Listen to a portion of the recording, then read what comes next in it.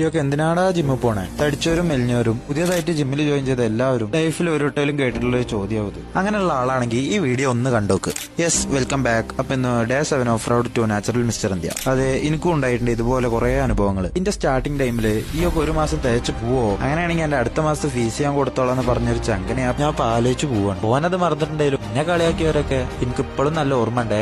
ആരോടും ഒരു ദേഷ്യവും ഇല്ല, പകരം സ്നേഹം മാത്രമേ ഉള്ളൂ ട്ടാ. കാരണം നിങ്ങളൊക്കെ തന്ന ഇൻസൾട്ട് തന്നെയാണ് എനിക്ക് എന്റെ ജേർണിയിൽ എപ്പോഴും ഫയർ ആയിട്ട് കൂടെ ഉണ്ടായിട്ടുള്ളത്. പുതിയതായിട്ട് ജിമ്മ് സ്റ്റാർട്ട് ചെയ്തവരോടാണ് എനിക്ക് പറയാനുള്ളത്. ഡെഫിനറ്റ്ലി ഒരു 100 പേര് കളിയാക്കാനും കുറ്റപ്പെടുത്താനും ഒക്കെ ഉണ്ടാവും. പക്ഷെ നിങ്ങളൊരു കാര്യം ശ്രദ്ധിച്ചിരിക്കണം, നിങ്ങളെ കളിയാക്കണവർ മൊത്തവും ജിമ്മിന്റെ വരാന്ത പോലും കാണാത്തവരല്ലേ ആണ്.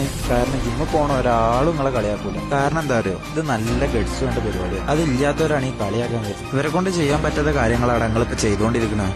ആൻഡ് അതാണ് സ്ട്രെങ്ത്. നിങ്ങൾ ചെയ്യണ ഓരോ റെപ്പും, നിങ്ങളുടെ മേത്തുനിന്ന് പോണ ഓരോ തുള്ളി വേർപ്പും, എക്സ്ക്യൂസസ് മാറ്റി വെച്ച് നിങ്ങൾ ചെയ്യണ ഓരോ കാര്യങ്ങളും ഉറപ്പായിട്ടും റിസൾട്ട് തരും. ഒരു കാര്യം കൂടി പറഞ്ഞുതരാം, കൺസിസ്റ്റന്റ് ആയിട്ട് നിങ്ങളിത് ചെയ്തുകൊണ്ടിരിക്കുകയാണെങ്കിൽ നിങ്ങളെ കളിയാക്കിയവരൊക്കെ ഒരു കാലത്ത് നിങ്ങളെടുത്ത് വരും.